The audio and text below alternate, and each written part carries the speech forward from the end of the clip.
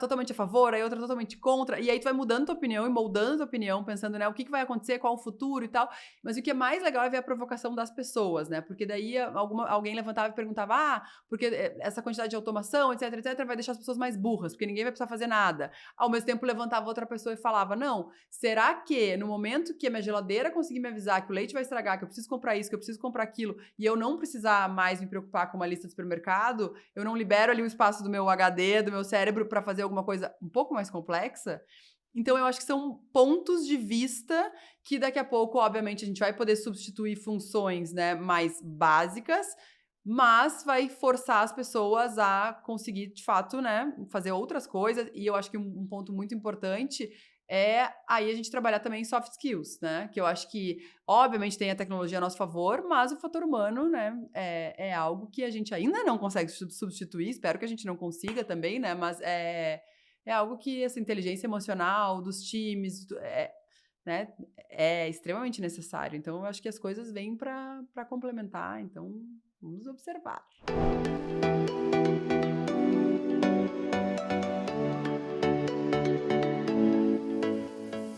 A empresa dela foi comprada pelo Magazine Luiza. Ela construiu uma plataforma de conteúdo de moda com milhões de usuários únicos. E hoje, eu e minha amiga jornalista Tainá Freitas recebemos Manuela Bordache para falar sobre empreendedorismo, negócios, liderança e muita inovação. Seja muito bem-vinda, Manu! Ai, obrigada, gente. Uma honra estar aqui. Finalmente deu certo, né? A gente tá há meses aí tentando conciliar as agendas, mas muito animada para o nosso bate-papo. Muito feliz que deu certo, né, Thay? Sim, é um prazer te receber aqui hoje. Prazer todo meu. Acompanho o Estilo de Look há um tempo, então muito legal receber você. Fico muito feliz. Tainá ficou muito feliz quando eu convidei pra ser host junto comigo. Ela, mas com certeza eu vou remanejar todos os meus compromissos, porque eu faço questão de participar junto. Queridos, então... adoro. Já mandem feedback do conteúdo, porque a gente adora, a gente monta tudo. O negócio é escutar todo mundo mesmo. Boa, mas Manu, acho que pra gente começar, conta um pouquinho sobre a sua perspectiva, quem que é você e traz um pouquinho sobre a sua trajetória profissional. Perfeito. Quem sou eu, gente? É muito engraçado, né? Porque eu me apresento pra todo mundo, assim, Manu do Estilo da Look. Daí quando, né, o que seria sem o Estilo da Look? Então, mas acho que falando de um pouquinho Manu pré-Estilo da Look, meus pais sempre empreenderam, né? Sempre tiveram loja, enfim. Então, eu já cresci dentro do universo de moda, né? Eu brinco que eu cresci dentro de um estoque ali. Então, vendo eles trabalharem, a gente levava roupa pro prédio, saía vendendo no prédio mesmo pra ganhar um dinheiro extra, enfim. E de lá pra cá, ao longo da minha adolescência, eu fui modelo dos 14 aos 19. Então, até tinha parado de estudar na 8ª série. Depois retomei quando eu larguei a carreira de modelo justamente para retomar os estudos. E aí entrei na faculdade e eu cursei Relações Internacionais na SPM em Porto Alegre.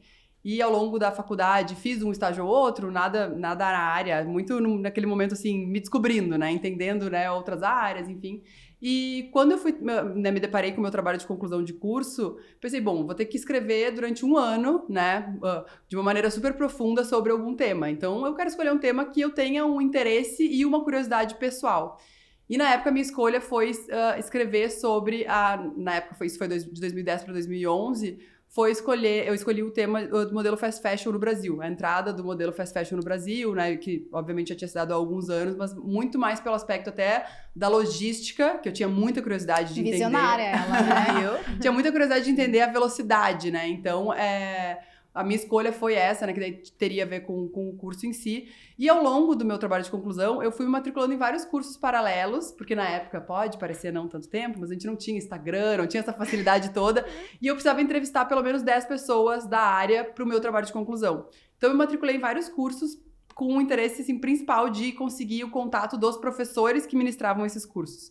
Então, foi muito legal, porque daí eu consegui entrar ainda mais nesse universo, né? E eu me lembro que ao longo desses cursos eu me deparei com o universo das blogueiras, que em 2011 foi quando estava tendo o boom, né? Explodiram, né, as blogueiras no Brasil, que muitas até hoje seguem com super carreiras de sucesso. Blogueiras com blog. Blogueiras com blog, exato. Muito vintage exato, isso, gente. Muito vintage, muito vintage, porque hoje todo mundo chama de blogueira, mas ninguém mais tem blog, né? Então, na época eu me deparei com o universo das blogueiras e foi algo que eu fiquei muito curiosa, me despertou muita curiosidade, comecei a investigar e eu, né, logo que me deparei pensei, bom, por que essas meninas escrevem sobre o look, postam o look delas, mas não tem nenhum call to action, né, direcionando para compra online?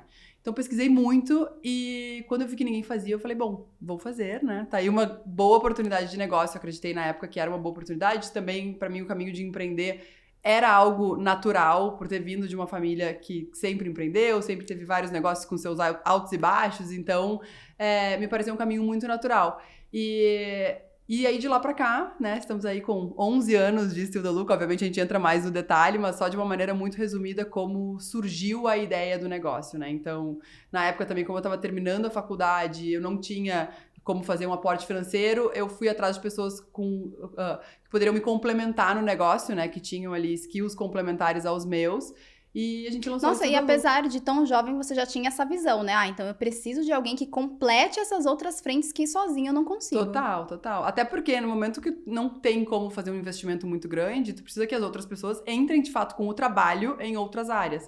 Então, foi muito feliz, assim, eu tive vários sócios no início, obviamente de lá pra cá, nesses 11 anos, a sociedade, ela foi modificando, entrava um sócio, saía outro, né? Então aí acho que papo de horas para outro podcast, mas assim, né, a sociedade obviamente tem seus desafios, mas no final de 2021, aí eu já estava sozinha no negócio e aí fui procurada pelo Grupo Magalu e aí final de 2020 fui procurada pelo Grupo Magalu e março de 21 foi a aquisição do Still the Look. Uau! Não, e a gente tem uma memória muito impactante da foto que saiu quando... Eu e a Lu. Então, e aí os avatares ainda não eram uma coisa como são hoje, e aí isso ficou muito na nossa memória mesmo, foi a imagem que a gente escolheu para ilustrar, e assim, já tava à frente do tempo, né, trazendo um pouquinho do que o Magalu é hoje, né, e o que tá rolando na internet, né? Sim. Não, e a título de curiosidade, quando rolou a aquisição, quem fez a matéria foi a Tainá. Eu tinha poucos meses de start e a Tainá, deixa aqui que eu toco essa, eu quero tocar rápido. Vai fazer 2 anos agora. Passa muito rápido. Passa muito rápido, gente, é uma loucura. Mas aí eu lembro que quando a gente ia divulgar também, ficou todo mundo, que foto a gente usa pra divulgação e tal, e aí até por sugestão de uma pessoa de dentro do Magalu, falou, se a gente colocasse a Manu junto com a Lu, nossa, seria meu sonho, né? Mas eu tava chegando ali meio envergonhada ainda de sugerir, nossa, maravilhoso. E foi muito legal, assim, a foto acho que é muito simbólica, mas foi um marco muito importante, né, pros criadores de conteúdo também, pros veículos, então... Foi muito legal que muita gente do mercado veio falar depois que a aquisição do Still the Look, né, foi esse marco de profissionalização, né, da criação de conteúdo em si. Porque até então, né, muita gente pensava, não é uma empresa de fato, né, então foi bem importante, né, pro mercado. Nossa, total. E tem uma entrevista sua que eu li, você disse que outras empresas também já estavam ali procurando, Sim. querendo fazer um negócio. Como que foi esse processo de curadoria? Escolher, bom, vai ser pro Magazine Luiza, eu acho que é essa a decisão correta. Sim. A gente foi procurado por outras empresas 2, 3 anos antes, assim, e a gente chegou a avançar bastante em negociação com um grupo específico. E aí, por diversas razões, acabou não seguindo. Acho que o M&A, ele é um casamento, né? Então, né, assim como se a gente for fazer essa comparação, então a gente ali namora antes, entende, né? Objetivos de um, objetivos de outro, mas a gente acaba casando, de fato, com quem tem a ver naquele momento ali de realmente, assim, compartilhar essa vida ali, né? E eu acho que o Grupo Magalu foi uma escolha muito acertada no momento que a gente entendeu que a gente estaria plugado ao ecossistema Magalu, que, né, não preciso nem falar aqui, acho que todo mundo é gigantesco, assim. E foi muito legal, porque no momento que a gente começou a negociação com o Magalu, a hora que foi a Silvia que me ligou, que é a diretora executiva de moda do Grupo Magalu, na hora que ela falou, porque o propósito do Magalu, né, dá acesso a muitos, o que é privilégio de poucos, eu falei, não precisa nem falar mais nada, assim, tá vendido. Que é muito propósito do Still the Look, né? O Still the Look surgiu com o propósito de democratizar a moda, que é isso. Então, eu acho que o trabalho que a gente fez ao longo desses 11 anos é muito sobre isso, né? É muito sobre levar informação, sobre dar acesso de uma maneira descomplicada. Tem muito a ver com a Startse também, né? Porque no fim do Educação, dia... Exato, no fim do dia é educação. Então, a gente está levando para os consumidores ali a educação sobre o tema, que pode ser moda, pode ser beleza, mas pode ser empreendedorismo, assim como daí a gente descolou e fez outro negócio que é o Push. Então, é isso, assim, eu acho que foi a união de um propósito muito maior que fez muito sentido. Legal. E hoje, acho que quase 2 anos aí depois, quais foram esses aprendizados? Tem alguma coisa que você fala, né, putz, não esperava que isso ia acontecer e me surpreendeu? Tanto de forma positiva quanto negativa também. É engraçado porque me fizeram essa pergunta esses dias num painel que eu participei. Eu falei, gente, é tudo diferente do que eu imaginava, assim. E aí muito diferente porque não dá pra comparar se é melhor ou pior. É outra coisa que eu não tinha esse conhecimento, né? Então, eu acho que é muito difícil no momento que a gente está projetando algo, entendendo, até antes, né? Na negociação mesmo, a gente entendendo assim, sinergias, onde é que a gente pode ganhar escala, onde é que a gente pode ganhar velocidade. Só que no momento que a gente entra para dentro de um grupo desse tamanho, as coisas são diferentes, né? Então, coisas que a gente imaginava que seriam muito fáceis de integrar não são, e vice-versa. Pontos que a gente nem imaginava que teria sinergia, tem uma sinergia incrível que ajuda ambos os negócios, né? Então, por mais que, né, existam todos os estudos e projeções do mundo, isso eu digo para qualquer negócio que vai passar por M&A. Só depois, né, que a gente consegue avaliar de fato ali realmente, a menos que seja algo daí muito mais, né, de repente um software, alguma coisa do tipo, mas quando a gente tá falando de serviço como o Still the Look, existe muito fator pessoas, né, existe ali algo que é a cultura das duas empresas também, né, como que funciona a sinergia de cultura, né, dos colaboradores, de entender o dia a dia. Então, é bem complexo e tem sido um aprendizado gigante, assim, eu falo que é o meu MBA. Não, e até falando um pouquinho sobre isso, né? Como que vocês estão organizados no dia a dia? Vocês trabalham dentro do Magalu? Tem um escritório próprio do Still the Look? Porque eu sei que vocês tinham, mas depois essa... Temos.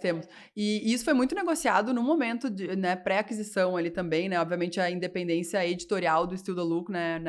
Algo inegociável e que enfim, não estava nem em jogo, nem em questão, porque o Magalu tem essa consciência e acredita que justamente a gente tem que seguir independente em todos os sentidos para que o negócio consiga seguir prosperando, escalando, enfim.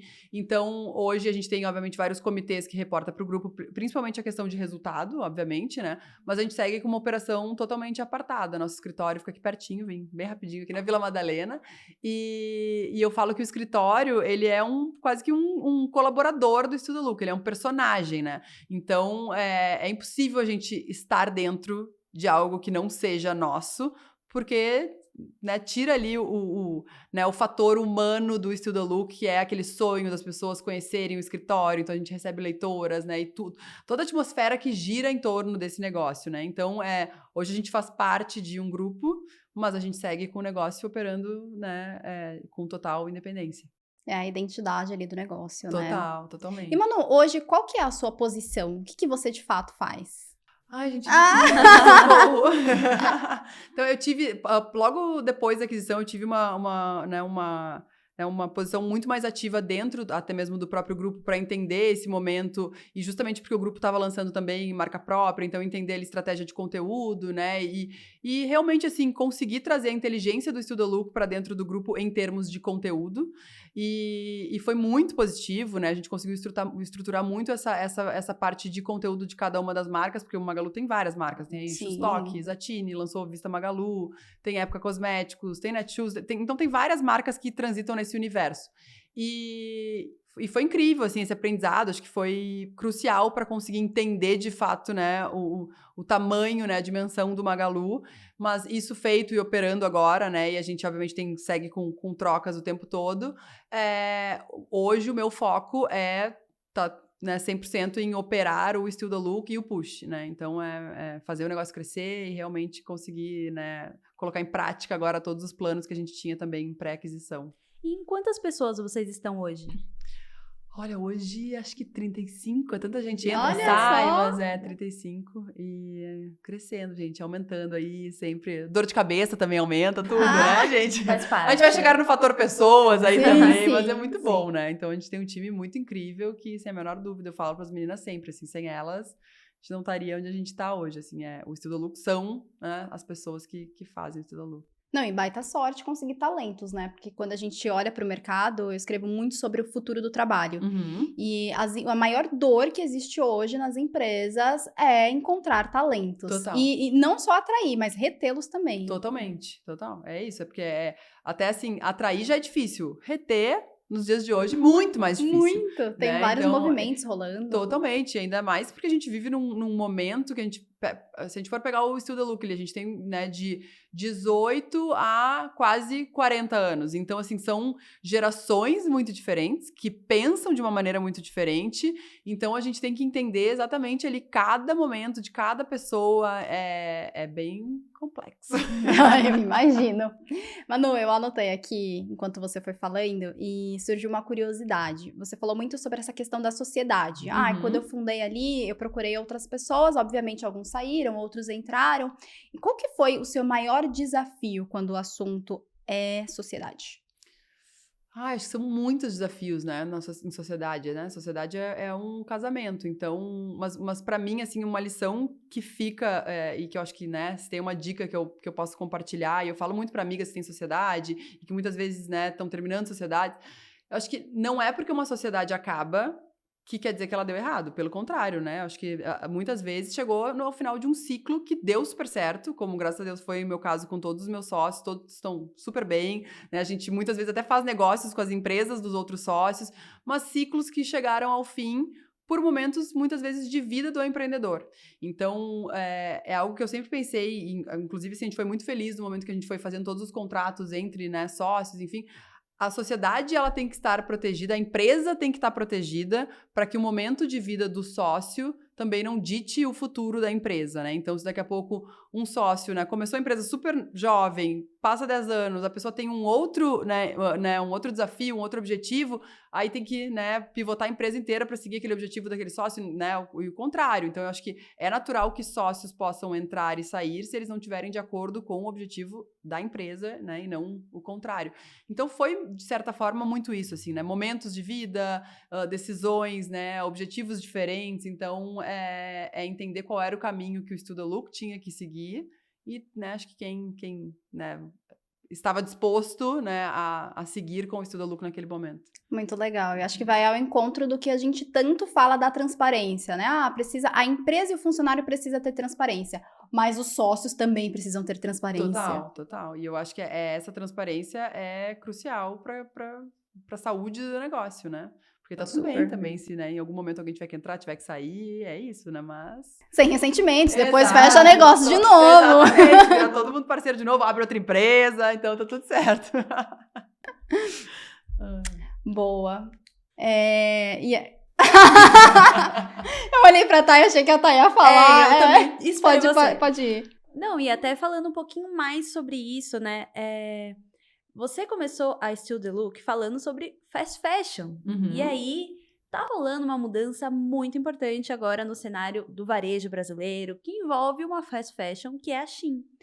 Ultra mega blaster fast fashion, né? Eu acho que bilionária. Tem que ter uma outra categoria, inclusive, que quem tiver sugestões pode colocar aqui nos comentários. Mas, por enquanto, vamos chamar de fast fashion. E ela trouxe uma mudança do comportamento do consumidor, do padrão, né? E como que você tem sentido isso? Porque essa é a especialidade de vocês, né? Vocês falam com o consumidor diretamente e é o consumidor de moda. Total.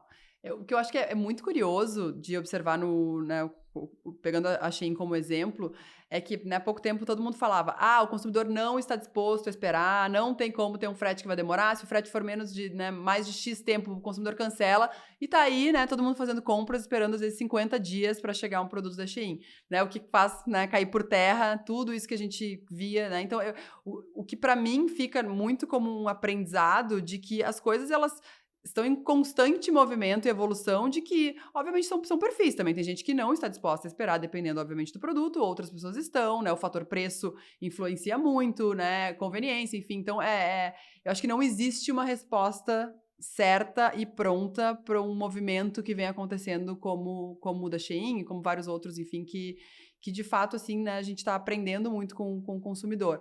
Mas é inegável, né, a força que a Shein tem hoje no mundo inteiro, né, e o que eles conseguiram fazer, com a velocidade que eles conseguem ter, até mesmo de produção de conteúdo. Então, é algo que eu diria que todas as marcas têm que, né, estudar muito o case Shein para entender, né, o que tem a ver ou não, obviamente, com a sua marca. Porque, ao mesmo tempo, em contrapartida, a gente vê, principalmente em gerações mais novas, né, até num ativismo muito maior contra o fast fashion, né? Então, a gente vê marcas justamente pregando o oposto, né? Num slow fashion, né? Uma pegada muito mais de sustentabilidade, que é muito importante. Então, temas que estão com cada vez mais urgência de serem tratados. Então, eu acredito muito que nos próximos anos tem muita coisa para acontecer para a gente entender de fato. Eu não digo para onde o mercado vai, porque eu acho que o mercado vai e volta, muda, mas para entender assim, o objetivo de cada marca, de fato, né? O crescimento de uma maneira sustentável de cada marca também, porque ao mesmo tempo também a gente vê tantas outras marcas que a gente pensa, nossa, essa marca ultra mega consolidada, nunca vai acontecer nada, e quando vê, os consumidores têm o poder. Então, se em algum momento os consumidores pararem de acreditar nessa tese, né, ou por algum motivo ou por outro, o poder tá na mão das pessoas. Nossa, sim, e tem até a geração Z que levanta Totalmente. muito essa bandeira, né? Tem diversos estudos que mostram de que, tá, essa empresa ela tem que estar ali dentro do pilar ESG. Tem que ser uma Total. empresa que ela olha ali pro consumidor, que ela olha pro meio ambiente, enfim. Então, acho que Total. Não, e a gente vê marcas, inclusive, hoje fazendo um ativismo político, né? Então, se a gente for pegar, desde a Patagônia, nos Estados Unidos, na etiqueta, colocava ali sugestão de voto. Então, né, porque no momento que a Patagônia prega tudo que eles pregam, é impossível eles não entrarem na política. Então, eu acho que são movimentos que as pessoas estão cada vez mais entrando e cobrando posicionamentos das marcas. E é muito complexo, né? É um universo agora que tá todo mundo aprendendo junto o que fazer, porque as pessoas ficam, né? Posiciona, não posiciona, fala com um, não fala com o outro, se posiciona de um lado, perde o público do outro. Então, como que eu devo me posicionar? Exato, se deve, né? Que eu acho que também não existe a resposta certa. Acho que cada marca sabe a sua verdade e o momento que deve ou não deve. Mas fato é que todo mundo tem que estar atento para isso, porque os consumidores estão cobrando isso também, né? Nossa, sim, tem até o episódio com a Ana Couto. Foi entrevistada no Mulheres do Agora e ela fala muito sobre isso, né? Sobre a importância do branding na sua estratégia. Então, para quem quiser assistir, clica nesse card. E além da Patagônia, quem tá fazendo isso bem? Deixa eu pensar se alguém... Vou pensar em marca brasileira, mas ao mesmo tempo, putz, aí eu vou citar uma e não vou citar outra, né? Deixa eu pensar quem fala. Bom, mas assim, acho que se a gente for falar daí eu não vou entrar na questão política, assim, mas eu acho que da questão de diversidade, eu poderia citar até mesmo Vista Magalu, assim, o trabalho que Vista tem feito é incrível, assim, eu sou suspeita para falar, mas eu sou muito fã da marca, acho que a marca nasceu já com o propósito do Magalu, de inclusão, né, de diversidade, e realmente tudo é muito pensado, né, com os pilares do Magalu, que são 100% verdade, porta para dentro. Então, muita coisa que... A gente vê tanta coisa legal porta para dentro da empresa que nem sai. Então, isso é mais legal, né? Quando o movimento ele vem de dentro para fora e não porque as marcas estão fazendo algo só para convencer o consumidor e aquilo, né, não tem, né, não tem um pilar sólido, né? Tem que estar ali dentro do DNA. Exatamente. Que isso transparece para o consumidor. Então, eu acho que até mesmo isso, os colaboradores, se tem diversidade na equipe, como que é a equipe, como que ela é formada. Porque não adianta, as pessoas sentem isso, né? Elas e eu cobram, acho que, né? Exato. Sim. E no momento que a gente tiver uma equipe diversa, o conteúdo, a marca, tudo vai nascer já com esse DNA. Então, é algo que realmente, assim, trazendo isso para o universo Still the Look, é algo que a gente preza totalmente, né, pra gente ter o time mais diverso possível, para que esse conteúdo consiga falar com o máximo de mulheres, para que as mulheres se identifiquem com esse conteúdo de fato, né. Então, é muito interessante acompanhar todos os movimentos e aprender também com todos os movimentos, né. Boa. E o time da Still the Look é um time diverso? Super. E é realmente, assim, uma prioridade que a gente tem cada vez mais. Então, desde vagas afirmativas, é um olhar totalmente atento a isso. Porque a gente acredita muito que esse olhar diferente, né, e aí seja de diversidade de gênero, de raça, diversidade etária, que eu acho que é uma pauta que a gente tem que trazer cada vez mais também, e eu quero muito trazer mulheres mais maduras para o time, porque a gente está vendo, assim, a população envelhecendo cada vez mais jovem de espírito, entre aspas, consumindo mais saudável, vivendo mais. Então, como que a gente vai, né, não ter essas mulheres no time para trazer o ponto de vista delas, o olhar delas? Então, é algo que, assim, no momento que a gente tem isso dentro de casa, isso, né, eu só consigo ver pontos positivos, né? E a gente tem um episódio sobre isso, sobre esse choque de cultura de geração Z e da galera que é mais sênior. Eu vou deixar o link aqui. É o com a Neiva? É o com a Neiva Justa. E ela fala muito sobre isso. E assim, acho que o mercado em geral tem muito a aprender quando a gente fala, mas existe uma mudança acontecendo, né? Sim, Você sente isso? Não, com certeza, com certeza. Eu acho que umas mais rápidas do que outras, né? E muitas às vezes as pessoas cobram muito uma mudança, mas ela tá acontecendo. Às vezes algumas são um pouco lentas por diversas questões, enfim, mas eu vejo muito, com um olhar muito positivo, assim. Acho que a gente tá caminhando para um lugar melhor. Boa, e agora, gente, já são 5 horas. Isso significa que já passamos um bom tempo. Meu Deus, passou muito rápido. Não, e a gente não chegou nem na metade, assim, dos tópicos que a gente queria conversar. Tranquilíssima. Manu, o hype do momento, ou não é o hype, não sabemos, é o ChatGPT. Só se fala nisso. E aí o Google essa semana já anunciou também ali a sua nova tecnologia de inteligência artificial. Teve o evento da Microsoft, também todo mundo nessa corrida desses novos buscadores. Sim. Como que você enxerga que o mercado de conteúdo ele pode mudar com isso? Será que é o fim do SEO? Será? Olha, gente, não, sabe que quando a gente começou a falar do ChatGPT no escritório, foi meio que um pânico generalizado, as pessoas, meu Deus, vai substituir meu emprego. Eu não acredito nisso, eu acho que a gente sempre vai precisar de pessoas, né, mesmo tendo tecnologia, obviamente otimiza alguns processos e é muito favorável. A gente já teve pautas no Still the Look, agora eu até compartilho o link para vocês colocarem depois na bio, enfim, 100% escritas pelo ChatGPT. Mas, obviamente, a gente ainda precisa do fator humano para corrigir, para entender, né? Até que ponto tá correto, não tá. Alguns fatores de, vamos adaptar para nossa linguagem, o que eu acho que daqui a pouco não vai precisar, porque o próprio chat já vai entender a linguagem e vai falar do Still the Look melhor do que o próprio Still the Look. Dá um medo. Mas eu vejo de uma maneira, né...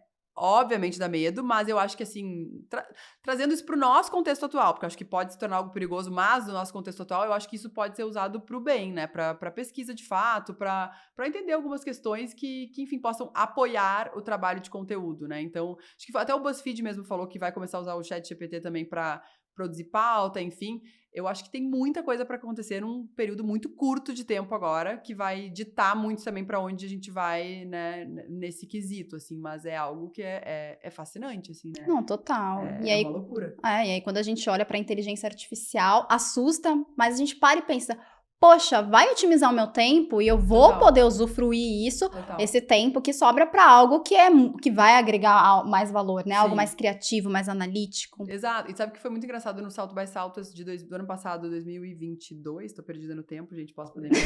Mas o Salto by Saltos do ano passado foi muito legal, porque a gente viu muita coisa de metaverso, aí saiu de uma palestra que era, totalmente a favor, aí outra totalmente contra, e aí tu vai mudando tua opinião e moldando tua opinião, pensando, né, o que vai acontecer, qual o futuro e tal.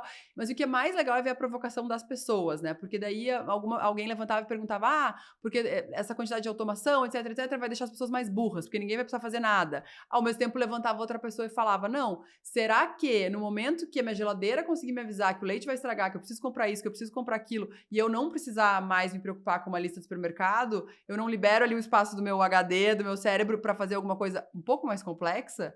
Então, eu acho que são pontos de vista que daqui a pouco, obviamente, a gente vai poder substituir funções, né, mais básicas, mas vai forçar as pessoas a conseguir, de fato, né, fazer outras coisas. E eu acho que um ponto muito importante é aí a gente trabalhar também em soft skills, né? Que eu acho que, obviamente, tem a tecnologia a nosso favor, mas o fator humano, né, é algo que a gente ainda não consegue substituir. Espero que a gente não consiga também, né? Mas é algo que essa inteligência emocional dos times né, é extremamente necessário. Então, eu acho que as coisas vêm para complementar. Então, vamos observar. Não, vamos total. ver se daqui um ano muda completamente a opinião. A gente tá aí também para mudar de ideia, qualquer coisa. Mas é isso, né? Muito novo, né? Eu acho que um ponto que a gente tá aprendendo muito é que nada é escrito na pedra. Então, SEO é uma coisa que todo mundo correu para aprender.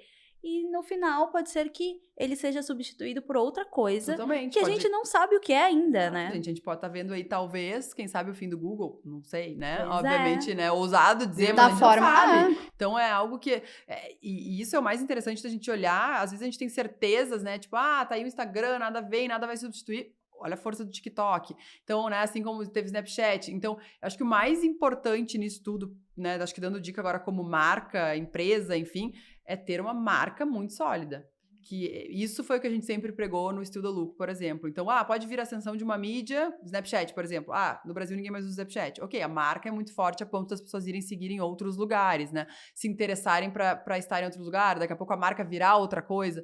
Mas nunca ficar dependente de uma única plataforma, de um único lugar. Então, voltando ao que a gente falou no início, né, das blogueiras que não tem mais blogs, eu acho que foi algo que muitas delas acabaram, hoje, se a gente for perguntar, se arrependendo de abandonar, entre aspas, seus blogs, seus portais, e ficando completamente reféns de uma única mídia, né? Porque se hoje essa mídia muda o algoritmo, não entrega mais o conteúdo, muda o alcance, a pessoa fica completamente refém daquilo, né? A gente acaba construindo a casa no terreno dos outros ali, né? Então, é algo a se pensar, assim, de como ter uma marca forte em todos os canais, né? Sim, porque ali no blog tinha a comunidade consolidada, né? E aí na rede social não tanto, porque tem aquela coisa de você perder a atenção muito fácil. Total. Chega a próxima pessoa, roleia a tela, puxa aí a foto, já é outra coisa, já é outro Exato. perfil. E aí entra até a história da comunidade 2.0, né? Que são os influenciadores 2.0. Que aí agora deixa de existir essa ideia de que, é seguidores, é tudo por seguidores, é alcance, e não é necessariamente isso. A gente volta um pouquinho atrás, só que um quê de evolução, de que os influenciadores de agora, eles precisam voltar a ter comunidade, a interagir com o seu público, que era algo que rolava muito na época dos blogs, né? Total, na época do Orkut já. Época do Orkut, socorro! Total, porque se a gente for pensar, número não deixa de ser uma métrica de vaidade, né? A pessoa, tem milhões de seguidores. Exato. Então, assim, se a gente for pegar até o próprio Still the Look como exemplo, tá? O Still the Look tem, agora não sei que dia vai ser hoje, que todo mundo vai estar ouvindo, mas acho que quase 700 mil seguidores no Instagram. Vamos pegar o Instagram como exemplo, que também ainda, querendo ou não, acaba sendo o canal ali que muita gente vai pra achar que entende alguma coisa de tamanho. Então, muita gente pode olhar, tem 700 mil seguidores, nossa, mas tem fulana com tantos milhões, tem veículo tal com tantos milhões. Em termos de número, pra vocês terem uma ideia, o site, a gente tem 50 milhões de acessos. Então, é algo que, assim, a gente não pode ficar olhando o número de um canal só, tem que olhar a composição do todo, e tem que entender se aqueles 700 mil, de repente, não tem um engajamento e uma comunidade muito mais ativa do que outro com milhões. Ou, muitas vezes, perfis muito pequenos. A gente tem cases muito legais de influenciadoras que a gente contrata, que tem, assim, 10, 20 mil seguidores, e que são um fenômeno. Tem uma menina que a gente trabalha, assim, que tem 50 e poucos mil seguidores de beleza. Ela, assim, ela vende absurdos. Então, eu diria que para as marcas, pessoas que estiverem ouvindo, assim, não se prender em nenhum tipo de número, porque não é isso que traz resultado. E não só resultado, né? Mas não é isso que traz relevância e autoridade no assunto. Então, quanta gente a gente vê de determinada área que tem uma autoridade gigantesca, e às vezes a pessoa não tem nem Instagram, né? Não tem nenhum perfil e todo mundo conhece, o mercado conhece, então, né, a gente fica muito preso ainda em mídias sociais, né? E eu acho que a gente fala sobre mídias sociais, influenciadores, marcas, blogueiras, mas serve para qualquer mercado. Totalmente. Então, seu cliente está voltando, quanto que ele está gastando com você? Ele realmente está olhando para isso, para você? Ou ele comprou em 2019 e nunca mais voltou? Então, são essas métricas que importam de verdade, porque são elas que tornam o negócio sustentável, né? É um crescimento que continua acontecendo ao longo do tempo e não aquela marca que estoura, que viraliza e que depois, no dia seguinte, ninguém lembra mais. Exato, né? Aquela coisa de olhar você como marca, como que você cria a sua comunidade. Tainá pode falar mais sobre isso. Tainá tá há uns meses na área de comunidades aqui da Start. Não, e é muito louco, assim, porque as marcas ainda começam a valorizar, ainda valorizam muitas vezes mais novos clientes novos do que os que já têm. Então, assim, nada me deixa mais frustrada do que entrar num site e ver um cupom de 10% off para a primeira compra. Eu fico pensando, e eu aqui comprando todos os meses não vou ganhar nada, né? Ou todo mundo, né? Se contrata o plano novo de internet é mais barato do que para quem já tem. Então, então eu vou cancelar o meu, vou fazer um novo. Então, assim, isso deveria ser o contrário, né? Então, quem já tá ali dentro, ter o benefício de já estar. Então, por isso, assim, muito da estratégia do Still the Look é valorizar quem já é leitora, quem é da comunidade, os clientes que já estão com a gente, porque são eles que movimentam o negócio, são eles que ditam, né, o que a gente está fazendo. Obviamente, a gente quer ganhar público, quer ganhar share de mercado, tudo, mas as pessoas... Pô, a gente já tem muita gente ali dentro, né? Então, como que a gente pode fazer aquelas pessoas consumirem mais? Não digo consumirem gastando, mas consumirem conteúdo, né? Consumirem a marca em si. Então, e de uma maneira que eu acho que é mais real, né? Então, a gente viu muito isso agora. Eu voltei faz pouco da NRF, nunca tinha ido, foi o primeiro ano que eu fui, foi muito legal. E a gente falou muito sobre, né, sair do transacional e ir para o relacional. E eu acho que as marcas esquecem que elas estão lidando com pessoas e ficam atrás de número, de ROI, qual é o melhor canal. Então, assim, o melhor canal é o canal que o consumidor quiser interagir contigo, ponto, né? Então, é entender que se a pessoa pediu o preço pela DM, devolve pela DM, não vai pedir para ela mandar um e-mail para mandar... Então, assim, se relacionar com as pessoas. E eu acho que, acho que fazendo um cross com o ChatGPT, tecnologia, etc., usar a tecnologia a favor das pessoas, né? Para se conectar com elas, não substituir isso, né?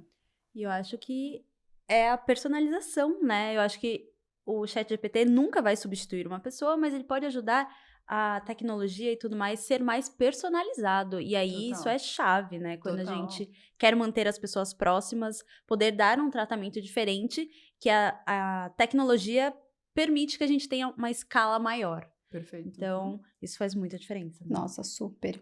Mas e vocês? Como que vocês inovam? Como que o Still the Look tá puxando aí a inovação? Claro que você já falou que tem a questão de... o ChatGPT assustou, mas vamos usar. É isso, a tecnologia tá aí. Eu acredito muito que inovar tá aberto ao erro. Então, tá aberto a testar e, obviamente, testar a gente vai errar. Então, aprender e mudar de direção rápido, né? Então, se a pessoa não se mexer, ela não vai errar, mas ela também não vai inovar. Então, eu até falo muito pro time, assim, vamos errar rápido e, né, mudar a direção, e é isso aí, pra gente aprender, porque às vezes são vários erros, mas aí quando vem um acerto de uma grandiosidade que valeu por todos aqueles, né, todos os outros erros, assim. Então, eu acho que tá em constante evolução, olhando tudo que tá acontecendo no mercado, e inclusive de outras áreas. Acho que é mais legal ainda observar outras áreas para enfim, sair da caixa, assim, pensar fora da caixa de o que está sendo feito, né? Então... Sim, tem muita gente que olha só o concorrente. Deixa eu ver o que o meu concorrente está fazendo. Exato. E não é bem assim, abre o leque. Exato, até porque o teu consumidor, ele não é um consumidor só de moda, ele é um consumidor de todas as categorias. Então, como é que aquele consumidor se comporta em outra categoria? Por quê? Então, vamos entender mais dele para ver como que a gente pode aplicar isso para o nosso negócio também. Nossa, demais. Você comentou sobre a questão da importância do erro. Tem algum exemplo prático que você lembra que deu muito errado e que aí depois vocês olharam, o time olhou e falou, poxa, deu certo? A gente erra tanto, gente, de verdade, assim. É difícil lembrar também, né? É difícil lembrar. Se até o fim eu lembrar de um grande, eu falo, assim, mas obviamente tiveram, assim, erros. Não sei se né, se fosse alguma coisa também muito relevante, obviamente eu já lembraria de cara, assim, de uma tragédia. Acho que isso nunca teve, graças a Deus, pelo menos. Mas, ainda bem, né? Ainda bem, mas tem. E eu acho que faz parte do negócio. Eu acho que, e acho que tem um ponto também, assim, eu encaro muito erro como aprendizado. Então, talvez até não consiga resgatar nenhum agora, porque eu já passo por cima, vejo sempre copo meio cheio. A gente errou isso, por que a gente errou? Vamos consertar.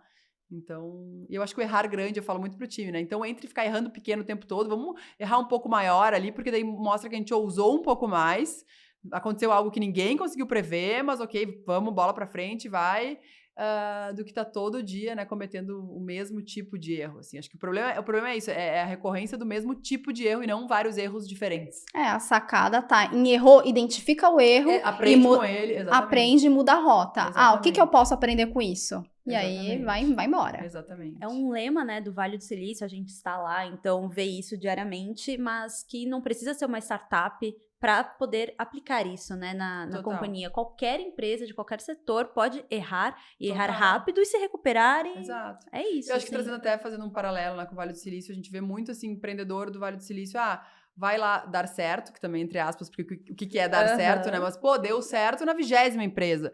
No Brasil ainda fica muito aquela sensação, a pessoa sai, empreende, a primeira empresa deu errado, o empreendedorismo não é pra mim.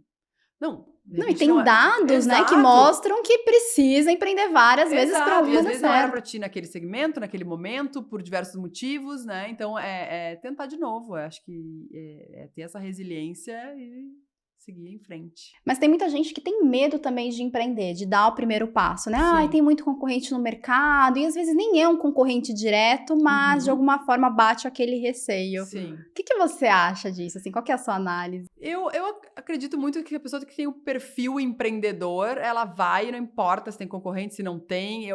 Agora, o que eu realmente acredito é que tem muita gente empreendendo pelos motivos errados. Porque no momento, né, a gente vive aí uma glamorização do empreendedorismo e as pessoas acabam escolhendo empreender porque é cool ter uma bio ali com CEO. founder, CEO, exatamente. Então, E aí eu acredito muito que é um erro da pessoa estar empreendendo por uma razão errada. Muitas vezes a pessoa confunde, vou trabalhar menos. Não vai, ela pode ter mais flexibilidade. Mas então, se a pessoa está em busca de flexibilidade, ainda mais nos tempos atuais, isso é ultra negociável, né? Com seus gestores, com as empresas. Pô, a gente está vivendo num modelo cada vez mais híbrido, né? Eu acho que o mercado de trabalho, ele vem mudando muito. Obviamente, tem que pensar muito bem na natureza de cada negócio, mas existem hoje diversos modelos que é possível, né? A gente consegue trabalhar com diversas empresas. Então, ok. E acho que da empresa entender também que é isso, assim, se a empresa não conseguir trazer uma flexibilidade de alguma forma que caiba no universo dela, ela vai perder grandes talentos também, porque o modelo segunda a sexta, 9 a 6, 100%, né, ali pré-pandemia, ele ficou um pouco ultrapassado. Eu falo um pouco porque, obviamente, né, depende muito de cada negócio. Tem negócio que tem que voltar, não tem o que fazer.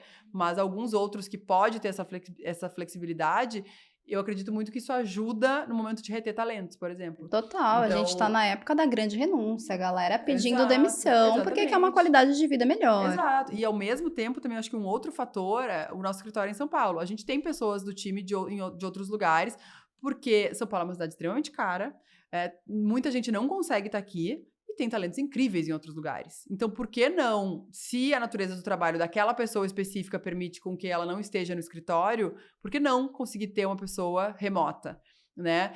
Óbvio, daí a gente entra para um outro desafio, que é o desafio de integrar time, de cultura, mas que são desafios que vão acontecer de cada negócio, assim, né? Então, mas é possível, acho que né? Tem que entender as ferramentas para fazer isso acontecer. E tem um lado bom, né, de você contratar pessoas de qualquer lugar do mundo, porque essa vivência, essa troca de experiências é muito rico, né? Total. E se a gente fica ali pensando na nossa bolha... Total. E até mesmo quando a gente fala de diversidade aí cultural, né? Exatamente. Então, pô, o consumidor do Rio Grande do Sul pensa diferente do consumidor do Rio Grande do Norte. Fato, né? Então, consome diferente. Então, por que não ter um time diverso, né? Trazendo, né, mais diversidade de pensamento para o negócio também, né? E até mesmo porque, como a gente quer, obviamente, atrair todos os públicos, né? De todas as regiões, no momento que a gente tem pessoas que nos ajudam a pensar e a entender localmente cada desafio, né? Acho que só vejo valor. Sim. Total. E para você, hoje, além desse, qual que é o pilar importantíssimo na cultura de uma empresa? Pessoas, obviamente, mas a gente está falando dentro do pilar de pessoas, né? Mas eu acredito muito como tu tinha falado no início, né? Do recrutamento das pessoas, trazer pessoas que a gente já consiga, de alguma maneira, identificar que tenham esse match cultural com o negócio. Porque eu acredito que cada vez mais, principalmente em negócios como o Still the Look, que não existe um playbook de, pessoal, então eu preciso de uma pessoa formada em X. Não tem. A gente tem pessoas ali formadas em absolutamente tudo, que migraram de uma área, de outra. Então, é muito mais sobre uma questão de fit cultural e a pessoa consegue aprender depois do que a gente faz, do que alguém vir pronto, extremamente técnico, e não conseguir depois desenvolver outras coisas que aí não se ensina, né? Então, acredito que é meio isso. Não sei se eu fugi muito da pergunta. Não, tá ótimo. E aí, de soft skills, quais que você acha, assim, que são as mais relevantes? A gente falou muito sobre a chegada da inteligência artificial e a importância das habilidades comportamentais neste cenário. Sim. Para você, quais são as mais importantes? E um ponto antes também, como identificar que aquele candidato, que aquela candidata tem essas soft skills antes de contratar? É muito difícil, né? Então, Obviamente, a gente né, peca muito ainda, né? A gente tá aprendendo também. Então, a gente até agora, no ano passado, formou uma nova área justamente de capacitação e treinamento do time, tanto pensando em recrutamento, mas principalmente para capacitar as pessoas que já estão com a gente, né? Dentro do Still the Look, que está sendo muito legal. Então, todo o processo de onboarding do Still the Look para justamente fazer com que a pessoa, no momento que ela entra, ela tenha esse banho de cultura Still the Look, entenda, né, tudo que a gente está fazendo, por que a gente está fazendo, para onde a gente vai. Então, eu acredito muito que essa questão que aí também é muito de geração, né? Porque né, falar inteligência emocional é muito amplo ali, mas tem uma questão de geração, de uma ansiedade de uma geração também de estar muito em movimento, que eu acredito que seja um desafio para as empresas, porque é muito difícil a gente conseguir também ficar num modelo que a pessoa, ela entra e aí ela vai seguir um processo que depois de X anos ela vai ser promovida, vai ser então, que seria o natural, entre aspas, mas como mostrar isso para aquela pessoa de que ela não está estagnada? Né? Então, é um desafio muito grande, que a gente vem passando muito, assim, com gerações mais novas, principalmente. E, às vezes, não é nem só de uma ansiedade de achar que tá estagnado, mas é de querer mudar, de querer testar coisas diferentes, né? De querer mudar de área, né? E é engraçado quando a gente pensa, normalmente com 16, 17 anos, a pessoa tá escolhendo a faculdade achando que ela vai escolher a profissão dela pro resto da vida. Mas foi-se a época que a gente pensava assim, né? Não vai. Então, assim, a pessoa pode entender o que ela quer fazer no próximo, sei lá, médio prazo, né? E, de repente, depois ela vai mudar completamente, vai mudar de novo e tá tudo bem. Então, eu acredito muito na formação superior das pessoas, muito mais de uma questão de formação, até de fato, de uma inteligência emocional da pessoa, de passar por um processo de trabalho colaborativo, de cobrança, acho que é uma formação profissional independente da profissão, do que, de fato, olhar a faculdade que a pessoa fez e que aquilo vai ditar, né, a carreira dela. Acho que meu próprio exemplo, né? Eu não atuo em relações internacionais. Então, né, e aí é muito ruim, às vezes chega um currículo, a gente, vamos descartar porque a pessoa fez. Tá, mas não quer dizer, ainda mais hoje em dia, a gente vai pro YouTube e a pessoa aprende tudo. A pessoa pode, né, mas é um desafio. Equipes. Eu imagino. E como que vocês lidam, por exemplo, você falou dessa questão da ansiedade, dos mais jovens querendo essa mudança, quando naquele momento não é possível rolar a mudança? Sim. Como que rola essa conversa, essa transparência entre empresa e funcionário? Eu acredito que tem que entender também o momento, tanto da empresa quanto do colaborador, e muitas vezes naquele momento não deu match, né? A pessoa pode voltar depois, né? Ou né, sair, enfim, não tem muito como. Porque eu realmente acredito que, assim, não tem muito. Se a pessoa não quer estar ali, não tem muito o que fazer para prender a pessoa também, até porque ninguém quer manter alguém que não quer estar ali, né? Então, por favor, né? Por gentileza. Inclusive, tem um case que é muito legal, que é da Zappos. Eu não sei se eles ainda têm isso, mas eu lembro que quando eu li mais sobre, eles pagavam, acho que era $10 mil para quem quisesse ir embora. Que ele entendia como uma forma de, eu só quero aqui dentro quem quer muito estar aqui. E aí, muita gente que estava ali por, então...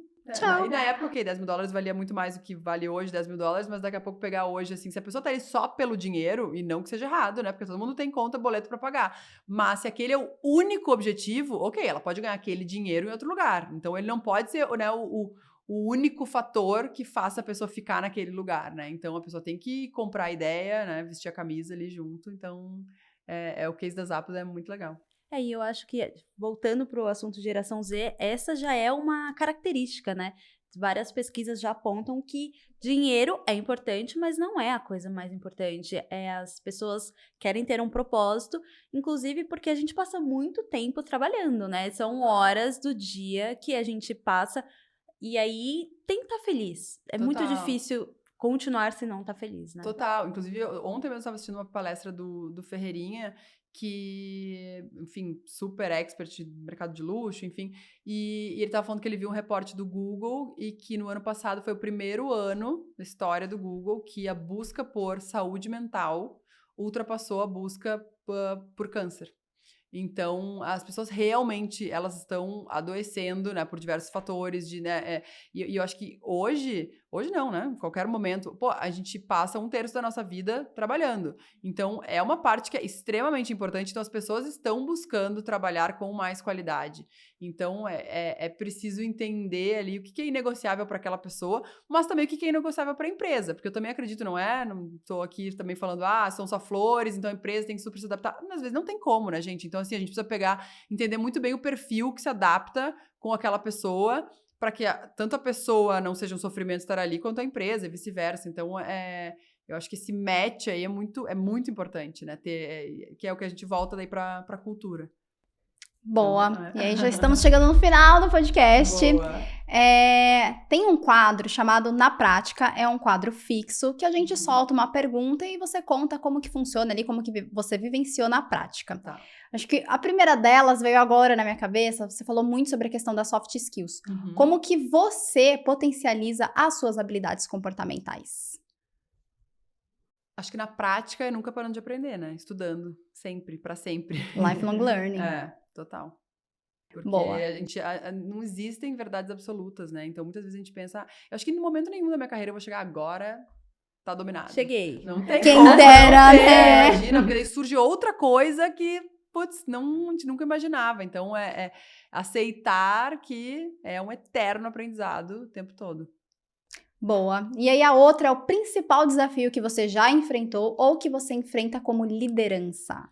Eu acredito que também pessoas, né, o que a gente falou, atrair, reter, entender o momento, entender como conseguir projetar o crescimento das pessoas dentro da empresa e às vezes um momento que a gente não consegue dar aquilo naquele momento, mas conseguir mostrar para a pessoa o potencial que tem dela ficar ali. Então, eu acredito que tudo gira em torno de pessoas. E no Estuda Luca a gente sempre foi muito feliz nesse quesito, porque a gente consegue atrair e reter muitos talentos. Demais.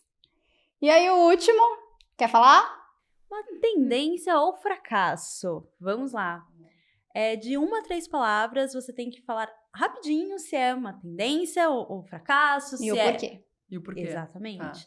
E vamos começar com ESG. A gente falou sobre Shein, então são assuntos que estão muito relacionados ali. Diversidade, governança, né, liderança. Então são 3 palavras que compõem, né, esse ESG. E aí, é flop? É tendência? Na minha visão, é tendência total, mas eu destacaria dentro do ESG no momento, né? Acho que, não sei se no momento, eu acredito que talvez a parte de governança esteja ainda não tendo protagonismo dentro de ESG que talvez tenha que ter, porque eu acredito que as outras só param de pé se a governança é bem feita, né? Sim. Boa. E aí a outra é inteligência artificial. A gente falou muito sobre isso. E aí? Tendência, né, gente? Vai nos engolir, vamos lá. Gente, tem que ler muito, tem que treinar no ChatGPT ou qualquer outra que vier, né? Total. Não, total. E aí tem até o rumor de que vai existir a profissão do futuro, que é o especialista em prompt. E eu, assim, lendo muito nas últimas semanas sobre o assunto, não tenho dúvidas de que isso vai acontecer. Total. E falando sobre ler, tem uma dica de série, de livro, algo que você leu e que te impactou, que você acha que a nossa audiência também tem que ficar ligada? Deixa eu pensar. Eu tenho lido pouco, eu escuto muito podcast e audiobook, mas vou tentar lembrar se é algo muito legal que eu tenha escutado. Mas de filme, quando vocês estavam falando, me veio muito... Já é antigo, tá? Mas eu adoro o Founder, que é o filme da história do McDonald's. Acho muito legal. E eu acho legal justamente por mostrar pontos de vista diferentes. Porque quando a gente vê uma história, né, a gente vê pelo ângulo que nos foi apresentado. E ali te faz refletir muito por ver ambos os lados, o que teria sido de um lado, o que teria sido de outro. Então, acho que todo mundo aqui já viu, né? Mas recomendo super. E deixa eu pensar de podcast, os últimos que eu tenho escutado, assim, né? Fora os da Start. Não, mas eu gosto muito. Me deu um branco agora dos últimos, assim, gente. Mas tem muito podcast bom. Se você quiser mandar depois, a gente coloca vou puxar no na meu descrição. Spotify ali, vou compartilhar. Boa. E é isso, Manu, muito obrigada. Eu que agradeço, amei. Thay, muito obrigada por ter topado ser host comigo hoje. Foi um prazer, Fabs. É muito legal o trabalho que vocês duas estão fazendo. Então, muito feliz de estar sentada aqui hoje e aprender com vocês. Ai, demais. E obrigada a vocês que assistiram o vídeo até o final. Até mais.